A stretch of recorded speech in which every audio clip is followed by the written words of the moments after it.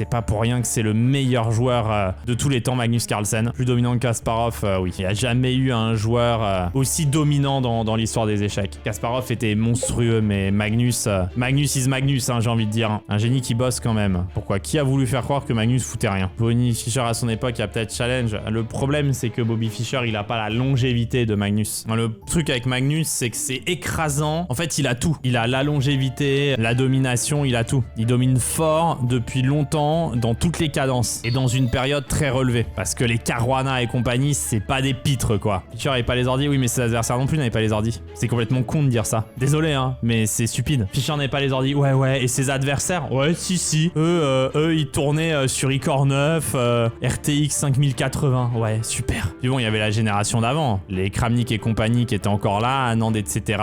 Qu'il a réussi à dégager. Il a réussi à résister à sa génération qui était extrêmement forte. La génération Abdou, Prag, Pusher, Ali Reza, même Gouk, je pense qu'ils sont éteints. Il leur fait hyper mal en vérité. Je pense qu'il va falloir attendre la génération Erdomouche, Oro, Chokjiev et tous ces gars-là. Dans 5 ans. Ouais, quand Magnus sera vieux. Après, de lui-même, hein, j'avais entendu une interview où il disait qu'il pensait qu'Erdomouche pourrait être le joueur qui le surpasse. Je suis assez d'accord avec ça. Erdomouche, s'il continue, il pourrait même dépasser le niveau de Magnus. Magnus aussi un gros mental.